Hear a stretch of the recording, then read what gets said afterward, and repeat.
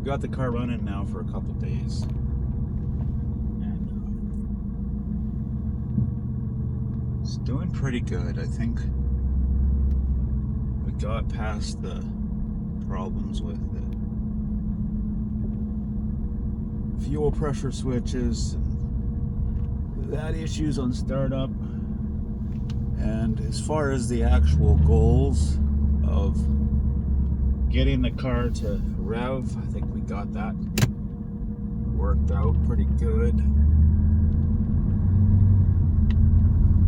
Valve springs and the 4-to-1 headers.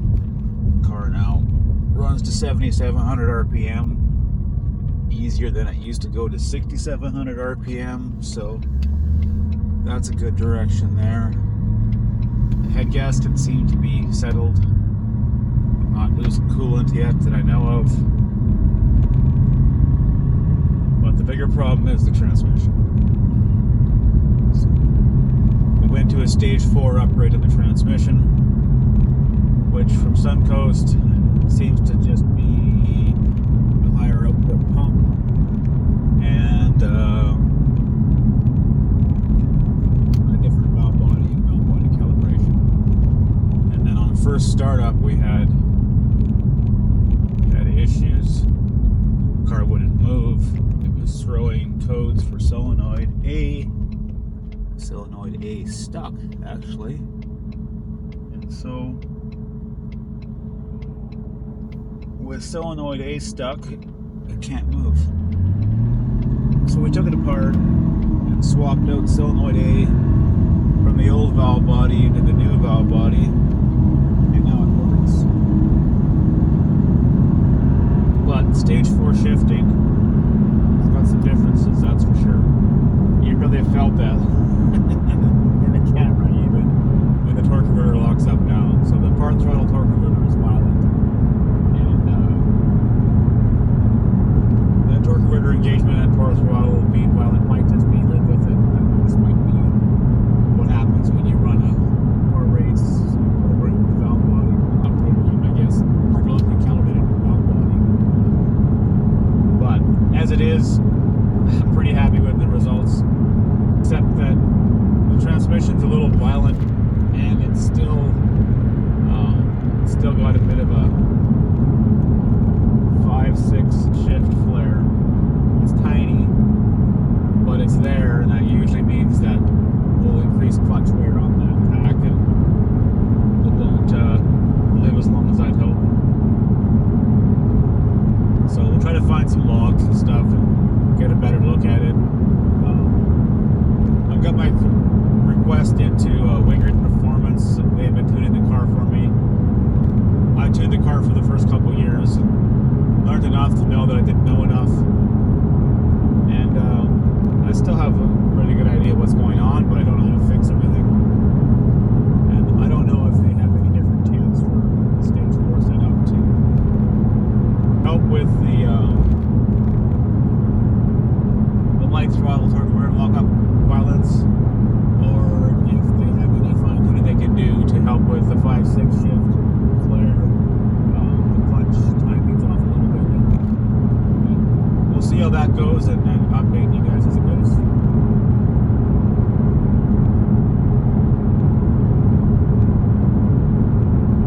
The other issue that I'm working with is my one-piece drive shaft. My one-piece drive shaft on this car is always had more vibrations than I want, and it's not just a little bit. It goes from a car that vibrates a little bit on the drive line from firmer differential mounts to a car that hums and vibrates enough at certain speeds in the highway that you just can't think of anything else but the fact that the drive line is trying to take out the variance on it. And I took the drive shaft out and I've had it balanced, and it's straight and it's balanced, so it's to do with the angles of a one-piece drive line in a system that is made for a two-piece drive line. And I'm not quite sure how I'm going to fix that. I'm not sure how far the differential can be changed. I mean, the independent rear suspension has no inherent adjustment for the rear pinion angle.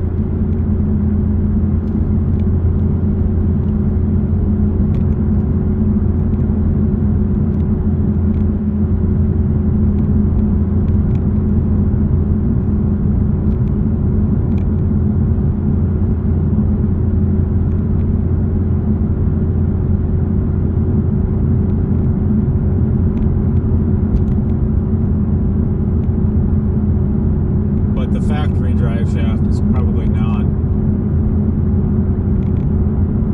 gonna live. I've already seen the U-joint caps are starting to spin in the drive shaft yoke ends. So at some point that's gonna leave the chat and make a big mess.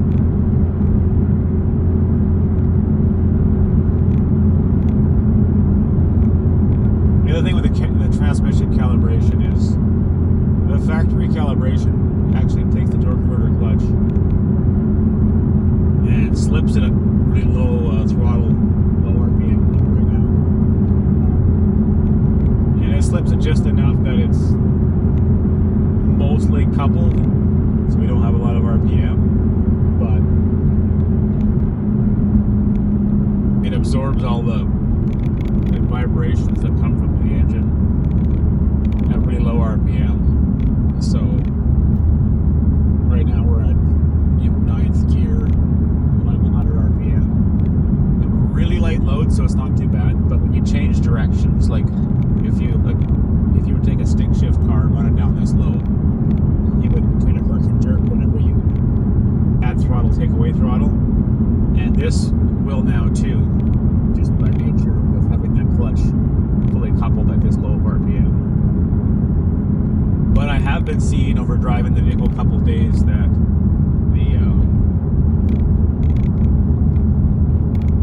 the computer is trying to learn. It's got a lot of adaptive qualifiers around shift points, shift RPM, shift quality, and also there's a big bump, torque converter clutch slip. So right now the most violent event seems to happen on torque converter clutch first engagement. So when you roll out, you get going from the stop sign type thing, get out on the highway, and 4th gear, it comes in and it's very noticeable. And then when you roll up to a stop sign like this and you downshift, it's got a pretty good herky jerk to it. So it's livable. It's not like you can't do it. It's just very noticeable, not the same as stock. And sometimes you gotta live with that when you modify something. But I'm trying not to go there. So I've been trying to make a car that runs between 800 and 1,000 horse and drives almost as good as stock and doesn't blow up every weekend. That's a fair challenge, even with this new stuff. One of the other problems I had with this combo was just pretty notable idle surge. And it got a little better with the Wingard Performance tune. The surge was present, but it wouldn't actually ever stall. And it would occasionally stall with my tune. So, but when we changed the intercooler setup around, I moved the mass airflow sensor away from a Y in the pipe, and it has a lot more straight pipe before it than it used to, and it seems to settle it down enough that it still surged when I first put the car together and got running again this year, but it was stable enough that the computer could learn around it, and it looks like pretty much stable now, like a couple hundred RPM, or not a couple hundred, 20 or 30 RPM of surge still in it, but not typically noticeable, so that's a good improvement as well. The other thing we got to pull some data on is how good this intercooler is. We haven't had any really warm weather yet, so 70 degrees Fahrenheit or 20 degrees Celsius is kind of the warmest we've had yet so far this year. And our air temp's on a pull. I haven't done any serious pulls, but what I have done to redline, take up 20 or 30 degrees Celsius, and that's totally acceptable. It recovers quickly, which I didn't used to do with the air conditioning system, but the air conditioning system would start at a lower temp. Typically you could be driving around and you'd be 5 degrees below ambient, but it would come up quickly and then struggle to correct it as we got the water and the air to water intercooler. Once we got that warmed up, it would take a longer time for the air conditioning to pull it back down again.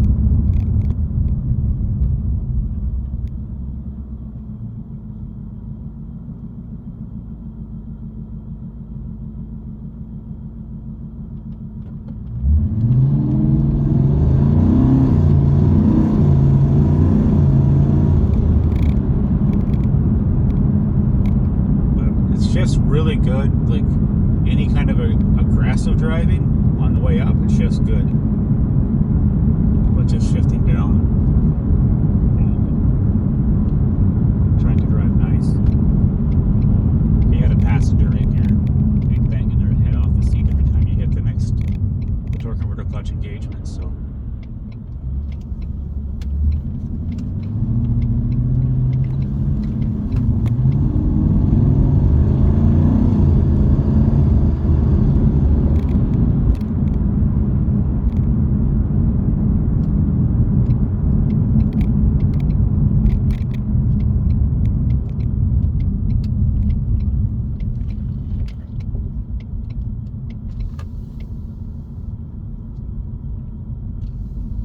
Well, made it to work.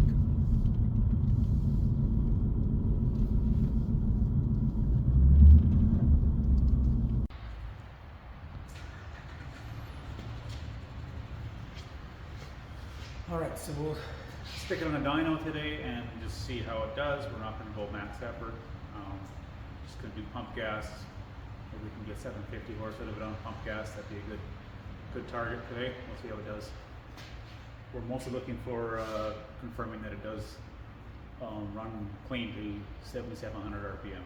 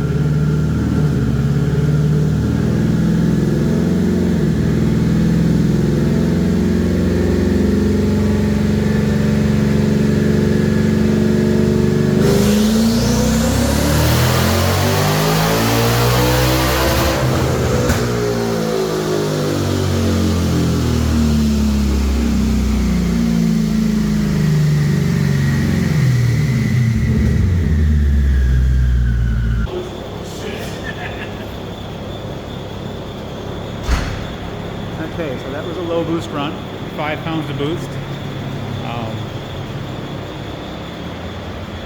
We have a history run back there. You know, it's a high score of a decent run before, but you can see the horsepower fall off at the top. And right now it just carries right out until it hits the limiter at 77. So I gotta get set up for some logs, get a little more boost behind this, and you can see what it does. But basic proof of concept, yeah, she revs now.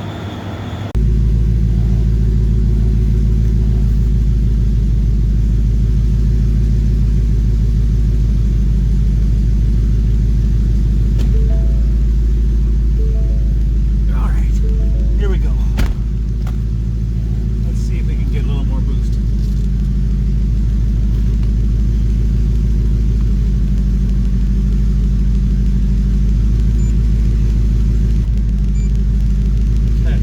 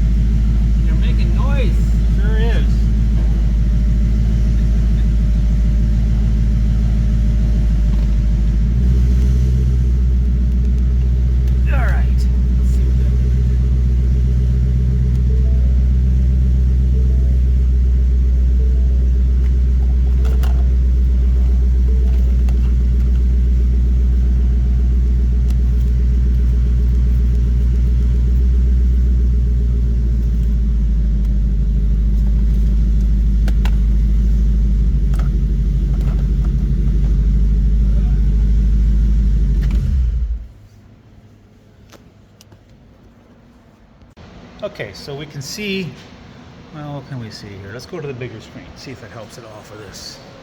No, that's got a...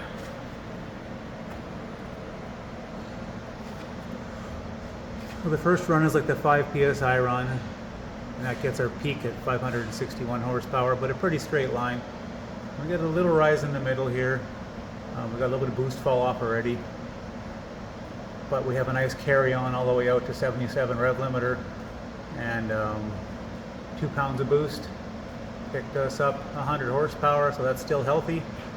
On pump gas, we're not getting any retard yet.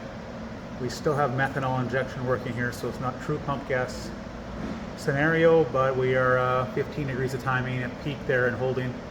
So we will add another few degrees or few percent to the duty cycle on the boost controller. See if we can get some more boost on this thing. And yeah, that's kind of the best to see that screen. So there we go. This is a comparison of an old dyno pull before the headers and valve springs, and what it took to make very similar power. It actually took more boost to do it. So it would come on harder in the beginning and then fall off like crazy. So that's the difference in the top end. For a very similar power level, peak, but that's the carry on from doing the valve springs and the headers. So